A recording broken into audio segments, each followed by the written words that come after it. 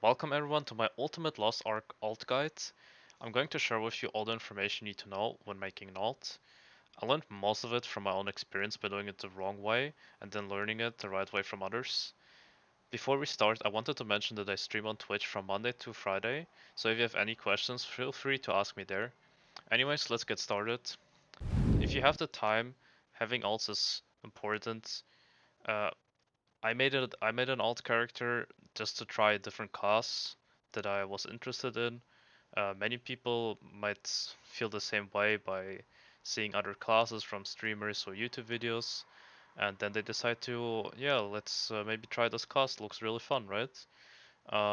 There's many other reasons why why people have alts and why streamers play on like 12 characters or even more or less.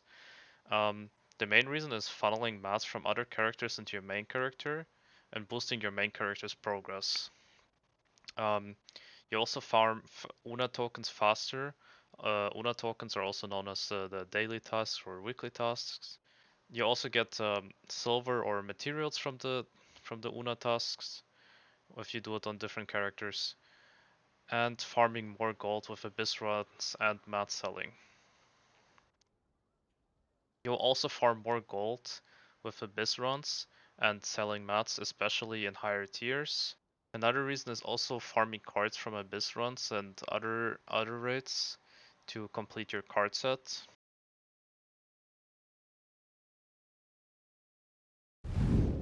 There's also some downsides of having alts. It costs you a lot of gold in the beginning to get your class engravings or other engravings if you play a completely different class. The most efficient way is if the class you're going to play uses the same engravings your main character has, otherwise it will cost you quite a lot of gold. So the reason why the class you're going to play should have the similar engravings as your main class is just to save gold here. As you can see here, the prices actually went down. When I was buying the class engravings, it was around 19 gold, I think. The blue ones are also always really cheap, and the legendary ones were also a bit more. So buying 20 of those right now would cost you like 300 gold. I think I spent almost 400 or 500 gold the time when I bought the engravings. And if you, for example, need to buy, I don't know, example you have Grudge like me, and then you need to buy, I don't know, Adrenaline.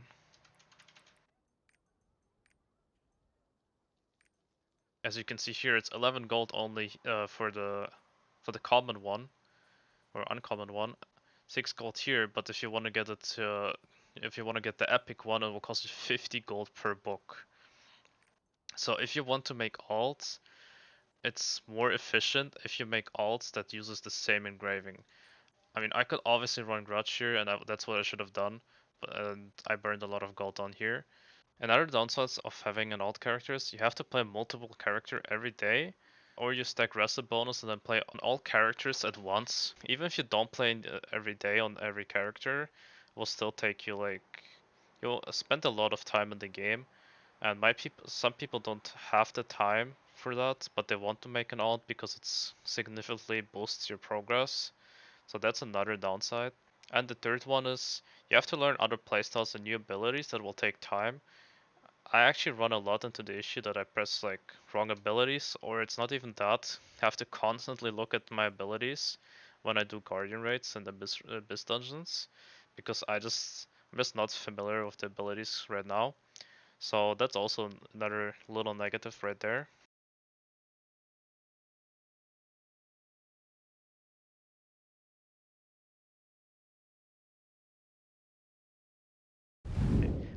How do you make alts? After one character is level 50 and done with the Northern main story, you get 2 free power passes that will boost your next 2 alts to Northern and complete the main story. You'll be level 50 and 302 item level. What if you don't have the power passes anymore? Don't make the same mistake as I did. I actually ended up leveling up a new character completely new from level 10 to level 50, playing all the stories because I didn't know what knowledge transfer was, and that you can uh, basically boost your characters up to level 50. Yeah, knowledge transfer is what you're going to use now. It's in your stronghold, so to get to your stronghold, if you don't know, you press F2 and then play the Song of Heart and Home to get you into your stronghold, and then you go all the way to this little place here on this little island, which has this robot here. It's the knowledge transfer machine, which will get you to the knowledge transfer. To knowledge transfer your character, you need to have another character, your main character, to have this completed. So when we look here, Punika for example, if you see here character who completed the quest 2, so we could knowledge transfer this character all the way up here. If you're in Yorn for example, and your alt is also in Yorn, you cannot boost your alt into Phaeton because you don't have a character who completed the main story quest line there. When you make a new character, how do you get here to that point? What you're gonna do is, so when you make a new character, you'll start here in Prideholm. That you'll start in the once you get in Prideholm, you'll get into the cathedral, and then you need to do the main story quest until you get to the lady which is gonna be here that unlocks the song menu, which is this one, right? So you have to complete this quest. It's pretty fast. Like all this process is like 5 minutes. Once you talk to her, you will unlock this music sheet, and then you can already go into your stronghold, and then you just come. All you do is just come here, go into knowledge transfer, and then boost your character to item level 302, level 50, and it will complete the whole Northern storyline. It will cost you 600 gold, as you can see here, and it will also take 8 hours. You can still do stuff on the character, by the way. So if you, for example, boost I mean, obviously you're not going to do anything with a fresh character those 8 hours. But for example, if you boost it to Rohandel, complete the whole Rohandel storyline, it will also take 8 hours. Like every knowledge transfer is going to be 8 hours. You can still do chaos dungeons and whatever while doing the knowledge transfer. As you can see, the gold price will increase each time. Um, I've actually boosted my characters up into Phaeton. I think the Punica one is a bit too much, 2.4k. You can also just play the story quests if you want to do that. But I think this is mandatory, so you have to try spending 1k gold and waiting 8 hours, or you just do the main story quest yourself, and it will take you around like 1.5 hours, 2 hours, and you will save the gold. So that's up to you. Keep in mind, if you knowledge transfer to the other regions, it will only complete the main story quest. It will not complete any side quests, so you will lose on the mats and whatever you get from the side quests when you knowledge transfer. When is the best time to make an alt? You can only make another alt if you completed Northern storyline. You can either, as I already mentioned, power pass, or when your power pass is already wasted, you can knowledge transfer. In my opinion, you should make an alt later once you're comfortable with your class and figured out what to do, what your class does, how to play the class, what your skill rotations are, and once you memorized your abilities, like when you don't really need to look at your abilities anymore and stuff like that. So here in your lab, what you should do is, so once you reach tier 2, you unlock the increased tier 1 honing success rate. It's by 20%. It's actually really big. I discovered this only like 2 weeks ago, so most of my alts in tier 1 went through honing without this. This is really big. And also, wait, let me find it. Where is it? Oh, reduce required XP for honing. This is the next thing you will get as well. Like once you reach tier 2, um, which you which you should unlock in your lab as soon as you reach tier 2. And yeah, that's why I'm saying that you should wait a bit till making alts and not make them straight away in the same tier, even though it will boost your progress faster if you have another alt in the same tier while your main is in the same tier. Um, Doing this will, yeah, save you a lot of materials. Because plus 20% in tier 1 especially, the honing chances will be really high. So it will save you a lot of mats and also save you a lot of honing shards. the same thing applies also for tier 2. So once your main character reaches tier 3, you unlock increased tier 2 honing success rate, which is also 20%, and it's like also pretty huge. And you also unlock the required less XP for honing. Oh, I actually just finished it. Oh no, it's over here. I didn't finish it yet. No, because it cost me gold, and I'm like running less on gold, low on gold. So yeah, you will also get the reduced required XP for tier 2 honing, which will also save you honing shards. So the best efficient way is you have your main character in tier 1, you make another alt, which is gonna be 302 item level, and all the materials you get from that character you funnel into your main character, and you do not upgrade your alt at all. And only once you reach tier 2 on your main and unlock these rewards or whatever you want to call it, you you do this in your lab, and then you start boosting your alt account until it gets tier 2. And then when your main character gets out of tier 2 and gets into tier 3, you unlock this, and then you unlock it for your tier 2 alt character, and then only start boosting your tier 2 character. And once your main character reaches 1385 item level, you unlock the tier 3 honing success rate, which is only 10%. It's only the half of it of the other ones, but it's still really good. Especially in tier 3, honing starts to feel really bad. You're gonna fail a lot of honings. If you have tier 3 alt characters, just park them, make your alt 1385, and then only start boosting your alts to 1340 to unlock the two Abyss dungeons. You also get the required less XP, which is minus 20%, which also is going to be huge and save you a lot of shards. That's about the Stronghold crafting's beneficials.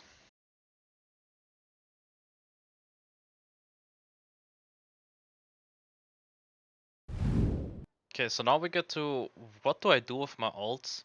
So what you would want to do with your alts is basically doing just chaos dungeons, just running them every day. If you don't have the time, you don't even need to do it every day. Some people just do it every third day.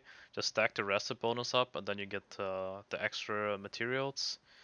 You can also do guardian raids. Many people don't like doing guardian raids every day. They also do it rested. And a little advice from me here: if you're going to guardian raid on your alt, don't matchmake it. Most of the times you'll get matched with beginners, which is fine, right? I mean, when I was doing Virtus, for example, for the first time, I was really fucking bad at it.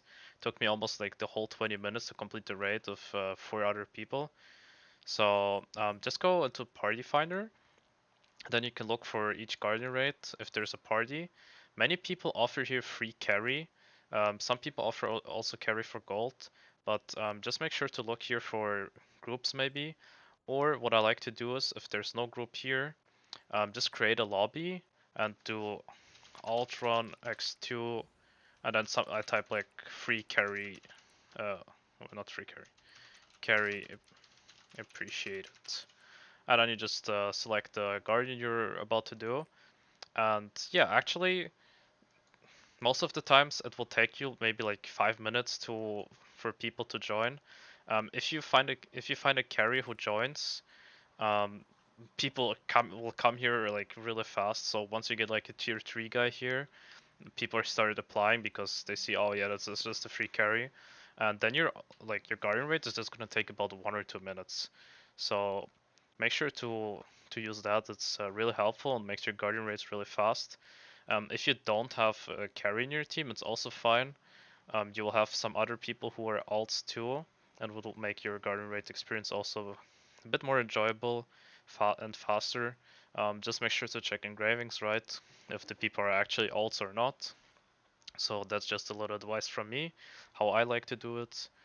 Okay, let's disband the lobby so people don't join. What do you do with the mats once you get them? You'll get bound to roster mats. Wait, let me show you. Do I have any? Okay. So those are the bound to roster mats, which you obviously you can't do anything with them. You'll just keep them for this character. The other mats that I don't have right now will be bound to roster. It will say that here, bound to roster, and it will also say tradable instead of untradeable. And what you do with those is either you go to your storage keeper and just put them over. I mean, those are not going to go here because they're bound, right? But for example, those ones are tradable and also bound to roster, so I can just like swap them around. But those are tier 2 mats. Um, just be careful if you put mats to your storage, and if you're planning to hone to on the day, like on the character you're playing on, the alt character.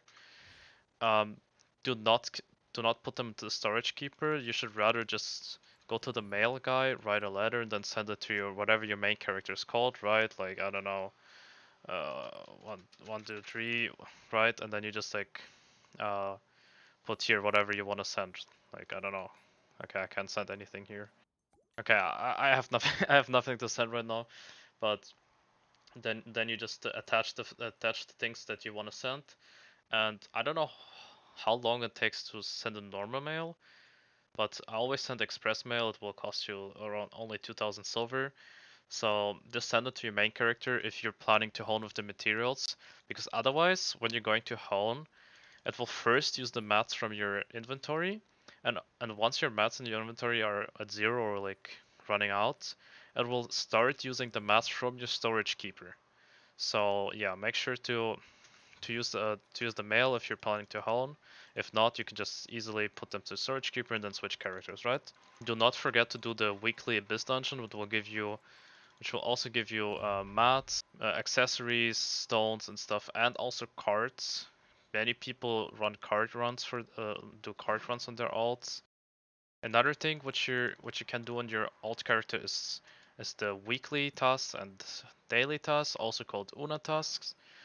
I personally, I'm too fucking lazy to do the dailies here, so that's why I have the rested bonus full, because I don't have my tripod set here properly. Like, I'm just too lazy to go to the islands and set my tripods. If you should do that if you have the time, just to get the free materials, right? The honing shards, I don't know, stones if you need silver. Silver will increase with the higher gear score you get or the tier. I'm not sure about that. If it's the actual gear score or the tier. For example, uh, for this one I get like around 22k silver on my tier 3 character. Here I only get 5k, so that's why I don't even do it, even though I have the rested bonus. But if you feel like doing it, you can do it. I usually just accept the weekly tasks, which are like Chaos Dungeon, Guardian Raid, and Cube for the silver, and just finish them within a week and get the Una points here. Main reason why you want to do dailies on your alt characters as well is to fill up this Una taskbar up and to claim the tokens. Make sure to claim those tokens on your main, by the way, because it will give you way more tokens. It scales up with item level, I believe. So here you can see I get 310. If I log into my main, I will get like 500 or like even more. So yeah, make sure to claim those on your main character. In case you don't know what to do with those Una tokens, I will just click to show. So once you claim those Una tokens, you search for gold shop. A gold shop is in every main place in every continent. So you just type in gold shop, and then there's actually two here. I didn't know there's two. Then you just go to the gold shop. Let's do that real quick. So you go to the gold shop guy here, and then trade those Una tokens, and it will give you gold chests, or I mean depends on how many you have. Usually I get on my main character I get like 1k tokens, and then I get 2 large gold chests, and it will also drop something like a giant gold bar, thick gold bar, or a thin gold bar. Depends how lucky you are. I don't know if it's sometimes I don't know if it's always dropping one of those three. If you know it, make sure to write into the comments, because I also want to learn more things, right? Also, do not forget to run Cube, Tower, and Bossrush on your alts. Also, only if you have the time. I know it's a lot of things to do, but let's go quickly over to the tower. So now we're here at the tower. You get hella mats here. You get a lot of materials. You get a lot of shards, leap stones, guardian stones. You even get a little bit of silver, but it's whatever. Here for this floor, you get 1,000 stones for free. Like you can just scroll up and see how many you get. It's a lot of things.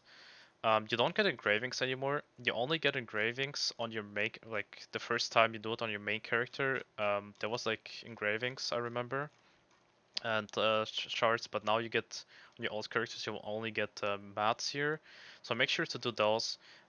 Those will be bound, as you can see here, binds when obtained and untradeable. So those are the ones you want to keep for your you can only keep for your old character. You cannot funnel them into your other characters. Then also cube is a nice thing to do to get silver. But do not forget to accept the weekly task for cube, so we will get extra silver right here, which also scales up the higher tier you go.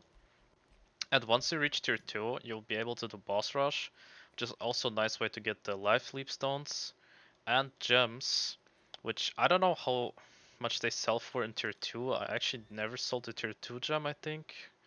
Once you reach tier 3, um, those gems, like level 5 gems and plus, sell really good. You can sell gems for like 500 gold if you have like a decent gem. People will actually buy it. It sells pretty quick. So make sure to do boss rush. It's really beneficial, especially in tier 3. Once you get your alts into tier 3, you can either sell tradable mats you get for gold or funnel them into main. It's up to you if you.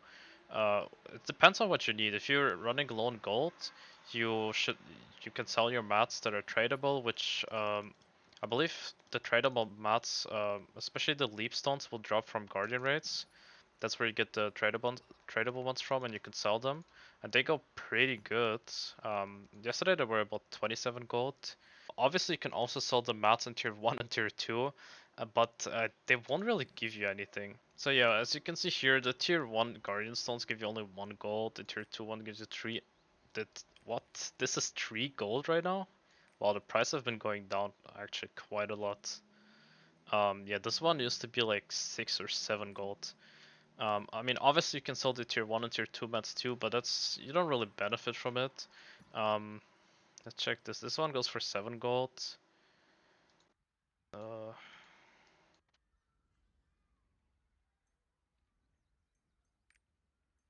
yeah, and here this one also runs for 1 gold and 3 gold. So selling those doesn't really make much gold, but if you have those and you want to make gold, make sure to sell them. Another thing you can do on your alt characters is doing those daily events. Um, I, for example, love to run Orion. You also don't need to be 1385 item level for that. I'm like currently 1368 and I do Orion. Um, it just like you will die quite a couple times there, but yeah, you just need to be there, do damage, and get those rewards. And I actually got lucky last time when I got a legendary Master's Tenacity engraving recipe, which is around 700 gold. So and you get like some accessories, right? As you can see here, stones and other things. So make sure to do them also on your alts to get extra rewards. Yeah, that's about it. I think I covered up pretty much everything you can do, to my knowledge at least. If in case I missed something like really important, then you can also do on your alts. Make sure to comment it. I'd really like to learn it for myself as well. And yeah, don't forget that having alts is optional and is only beneficial if you have time for it. You do not have to have alts if you don't have the time or you don't feel like having it. If you only like to play one class, it's absolutely fine. Just keep in mind, having alts will significantly boost your progress. It will make you more gold in the long term. And yeah, the more alts you have, the more progress you will have. But it costs you obviously a lot of time. And it will cost you gold in the beginning too for the class engravings. And if you play completely different class, it will cost you also a lot of gold for new engravings that you didn't have already. So keep that in mind. Do not burn yourself out by doing everything on your alts every day. This game has a great feature with the reset bonus, so you do not have to play every day. You can just take a break from your ults or from the game even for a couple days, and then you come back to play and have rested bonus, which will give you more materials and more stuff in general. So that's it about it. That's about it to my alt character guide. I hope you guys liked it. If you did, make sure to like. And if you want to see more content in the future, make sure to subscribe. I'm planning to do way more of those guides and other Lost Ark content. So I just really enjoy playing this game and making content about it. So yeah, thank you so much for watching, and I'll see you guys in my next video.